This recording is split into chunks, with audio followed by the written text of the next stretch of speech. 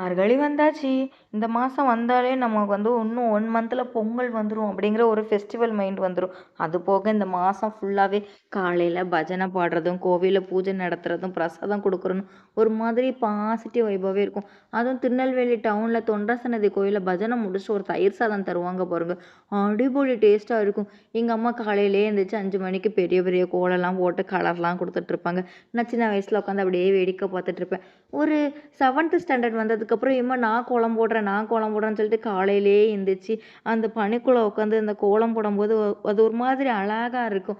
அது இந்த மார்கழி மாசத்துல மட்டும் தான் அந்த பனியும் நெறைய இருக்குமா, அந்த மஃப்ளர்லாம் கட்டி உட்காந்து கோலம் போட்டுட்ருக்கோம். ஒரு மாரி பாசிட்டிவா இருக்கும்.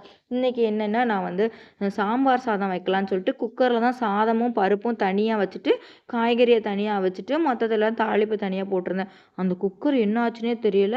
அந்த மூடியில இருக்கக்கூடிய ஹோல் ஓட்டை விழுந்துட்டு போல. தண்ணி எல்லாம் மேல தூக்கி அடிச்சுட்டு. என்ட்ட இருக்கிற 2 குக்கருமே இந்த மாதிரி ஆயிடுச்சு. இது வேஸ்ட்டா? இல்ல இந்த மூடி ஏதாவது சரி பண்ணலாமா? இத எக்ஸ்சேஞ்ச் தான் பண்ணணுமா? ஏதாவது ஆப்ஷன் இருந்தா கண்டிப்பா கமெண்ட் பண்ணுங்க. எனக்கே என்ன செய்யணும்னே தெரியல. இந்த குக்கர் இல்லாததுனால ஏதோ சமையலே பண்ண முடியாத மாதிரி நான் ஃபீல் பண்ணிட்டு இருக்கேன். எனிவேஸ் அதுக்கப்புறம் மீல் மேக்கர் மட்டும் பொரிச்சு, முட்டை பொரிச்சு குடுத்துருந்தேன். நானே ரொம்ப சோகமாயிட்டேன். சாப்பாடு நல்லா தான் இருந்தது.